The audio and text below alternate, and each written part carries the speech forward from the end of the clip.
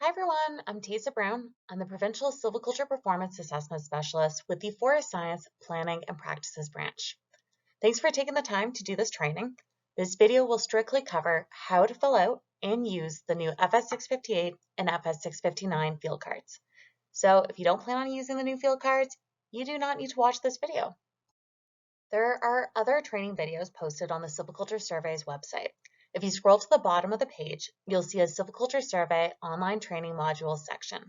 To learn how to implement the procedural changes from the Silviculture Survey Manual, please watch the What's New 2023 training series. If you want to learn why the changes are happening, please watch the somewhat out-of-date What's New with Rationales video. To find the materials being discussed in these videos, please navigate to the Silviculture Survey's website and scroll to the Silviculture Survey Procedures and Field Cards section. Everything is loaded there. All right, let's get going. I want to first start off by reviewing when different data elements should be collected. To help remember it, you can categorize your plots as count plots and full measure plots. Your count plots are simpler and happen more frequently. They are equal to your second, third, fourth, sixth, seventh, eighth, 10th, etc. plots. At them, you will always collect total stems by species and well-spaced trees by species. The other data elements, all italicized, need to be collected if applicable, so it'll depend on your stand conditions and your survey objective. These data elements include free-to-grow tallies by species, number in, countable heights and conifers, germinants, and plantable and preparable spots. Then you have full measure plots. They are slower and involve more data collection, so they only happen every fourth plot. For example, plot 1, 5, 9, 13, etc. At these plots, you collect absolutely everything that's applicable from the count plot, plus inventory heights and ages, crown closure, silviculture height and age, and competing vegetation. This is the 2020 Silviculture Survey plot card, the FS658. Anything in yellow has now been deleted for the 2022 version, and anything in pink has been altered. So I'll just quickly run through the fields that have been deleted. So we have point of commencement, bearing, and distance. We decided to remove these fields because we really needed the space, and almost everybody is now using GPS. So if you are still using map and compass, you can write this information down in the notes section or on the back of the card. We also decided to cut the total conifer column because we're collecting this data through our tree tallies by species, so we don't need to record it separately. We have also removed the growth intercept, sample, and data species column. You can continue entering this information on the FS659. And then the most important change, we have deleted this entire lower right section for the inventory information. And that's because we're no longer basing the inventory labeled data on visual observations made throughout the stratum. Instead, we're going to be collecting the information in our plots, so it will be recorded above. All right, this is the new 2023 FS658, our Silviculture Survey plot card. And I'll just point out some key changes. So first, you'll see that our ministry name has been updated. We are back to being the Ministry of Forests. Also, the card date has been updated to 2023. This layer column has been relabeled as data type or layer. Our species section right here has been expanded. It now has room for 10 species, and we'll use it to record preferred, acceptable, and unacceptable species, as you can see right here. We've also merged 3 totals columns into a single totals column, and we'll be able to differentiate the total values based on the rows, and I'll explain that in a second. We also now have space to record height and age measurements for both the inventory and silviculture sample trees at each plot. And to indicate the sample tree species, there's a column to indicate the stratum's leading species for the data type or layer, so for both species 1 and species 2. We also now have an inventory crown closure field, so you can enter it at each plot if you want. There's also a field for germinants. Other than that, we've just made a few minor changes to kind of the spacing to give you a little more room to write down species and tallies in the forest health section.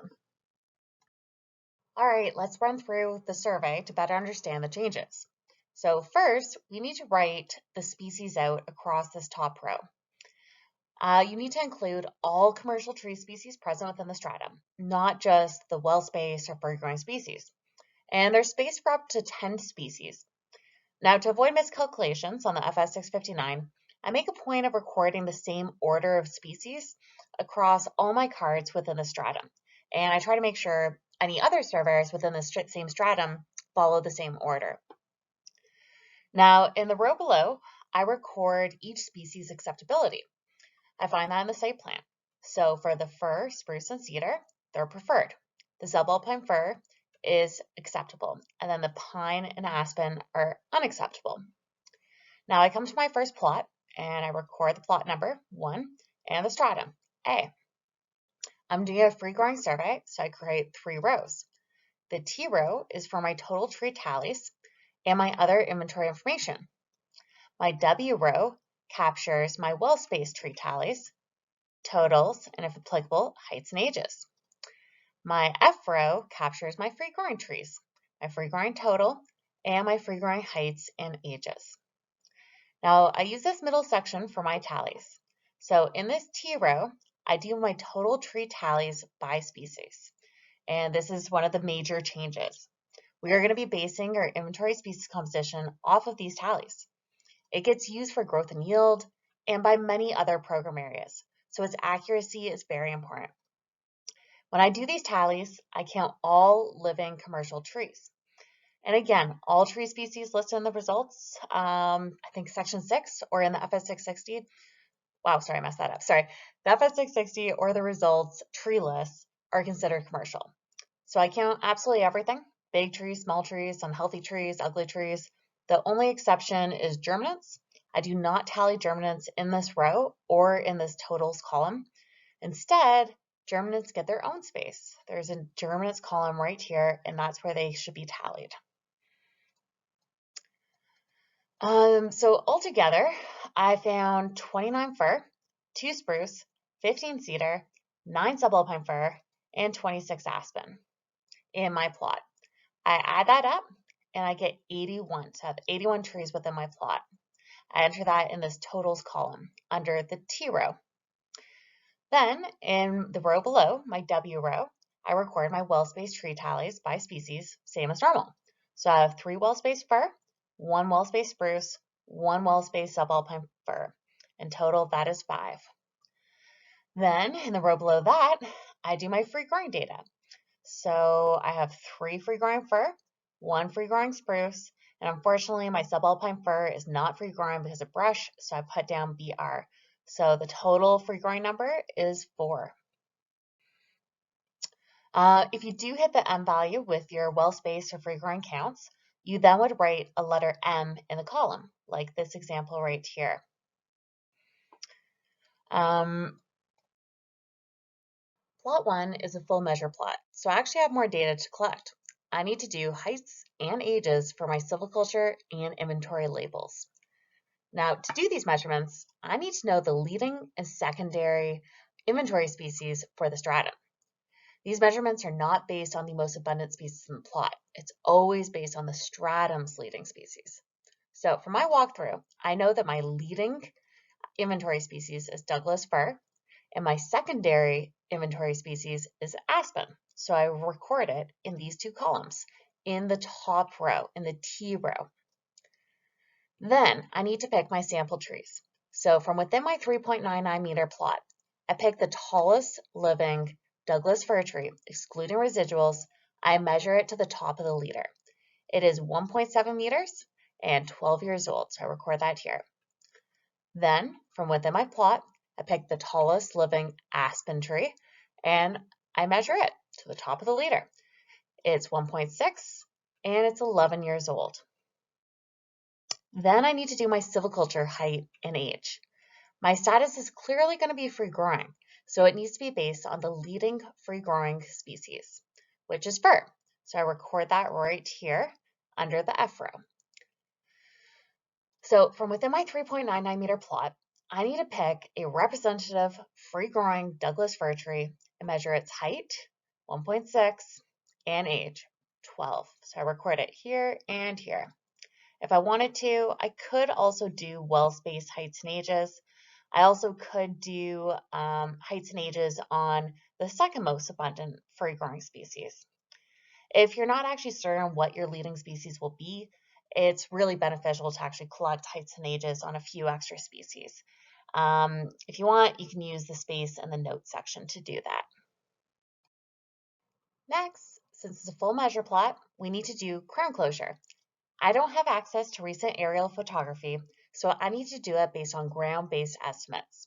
This estimate is based off my plot and its surrounding area, and I record it right here, so it's in the T row. I also need to do competing vegetation or ground vegetation because it's a full measure plot. So within my plot and the surrounding area, I have roughly 23% cover of aspen and is 2 meters tall. And then I have about 10% cover of thimbleberry and it's about 1.5 meters tall. The plantable and preparable fields and the forest health fields are all unchanged. This germinants field is new. If you want to collect germinants, you have to tick the box right here, and then you use the column to reflect your germinant tally. So you can see that I've done that here. It's ticked, and I have germinants in several plots.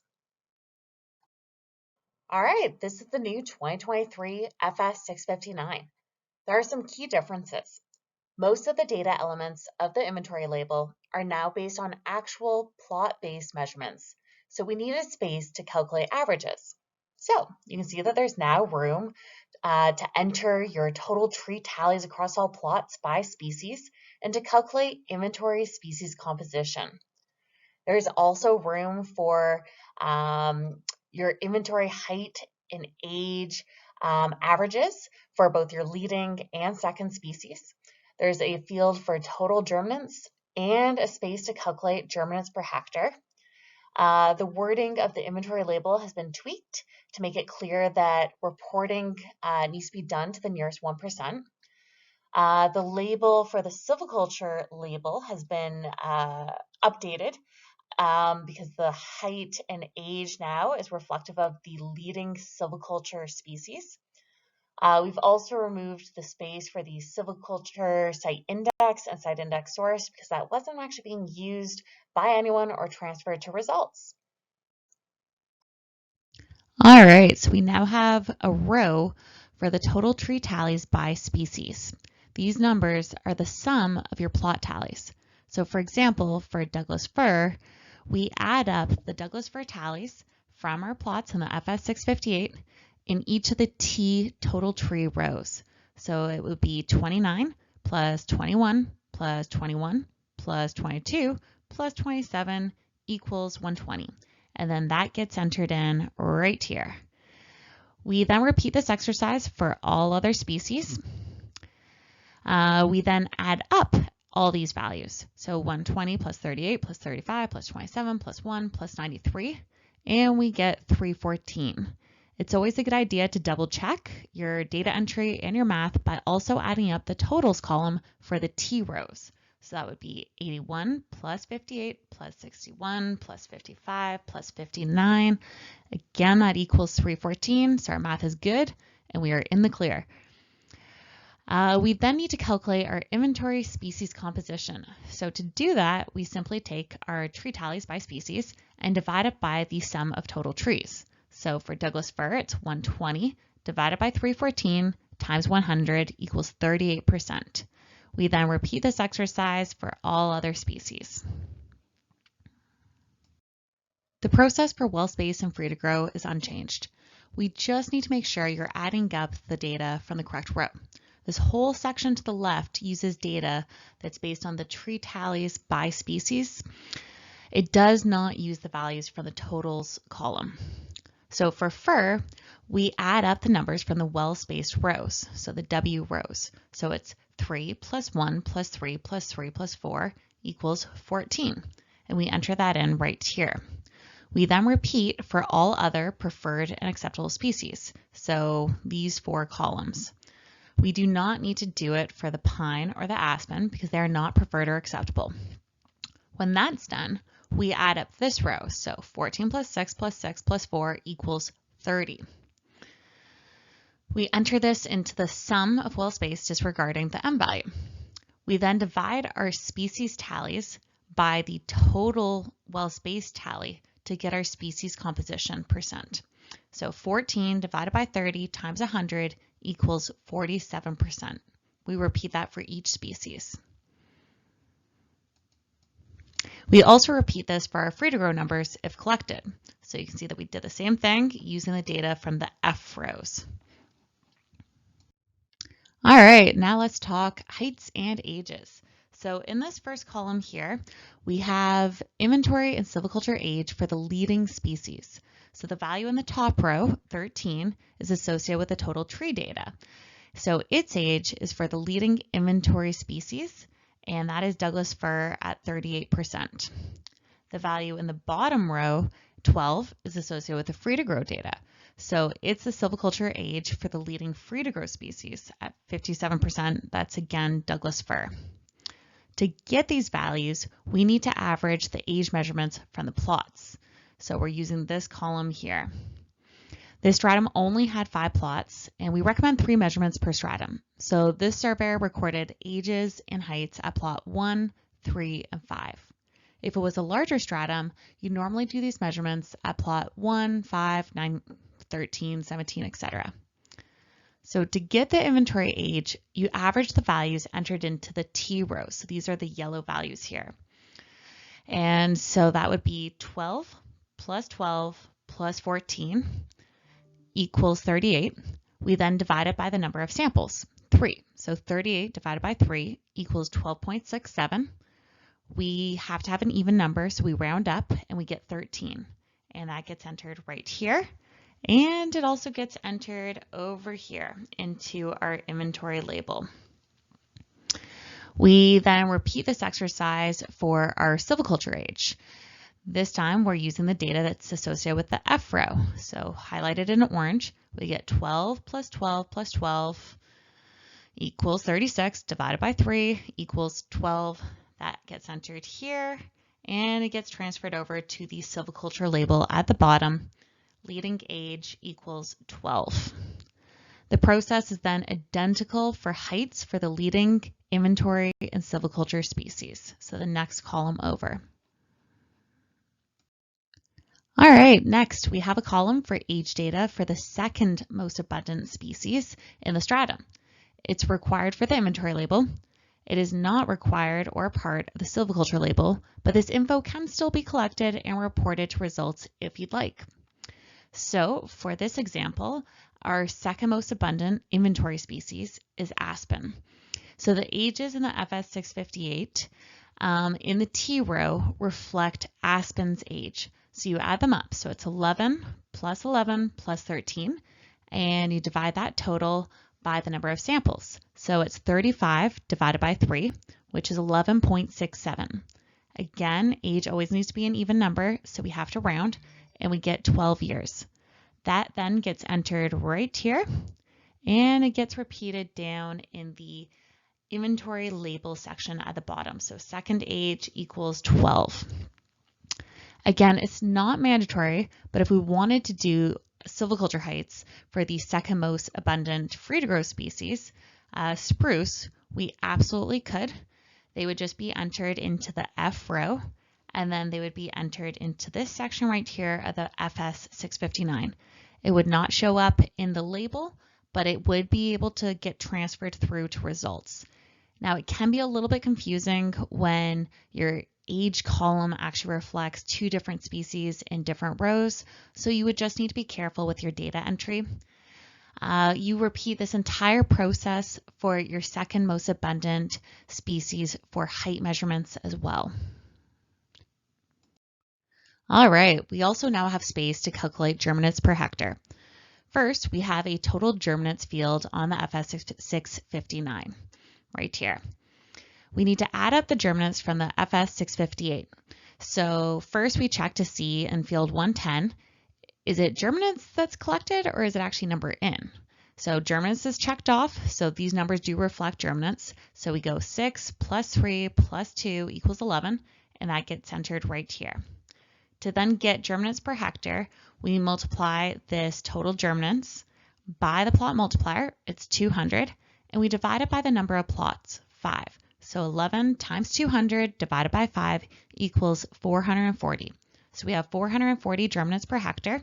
And again, the germinants are not included in our total tree density or our inventory species composition. We are just keeping it separate now. The only other meaningful change relates to the species composition reporting. We are no longer rounding.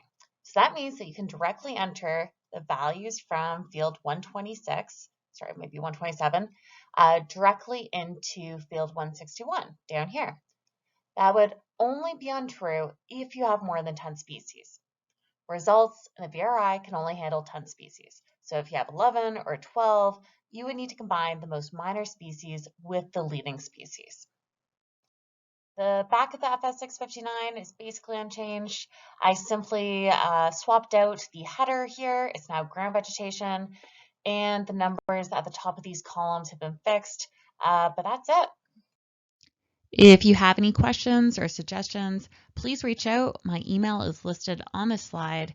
It is tesa.brown@gov.bc.ca.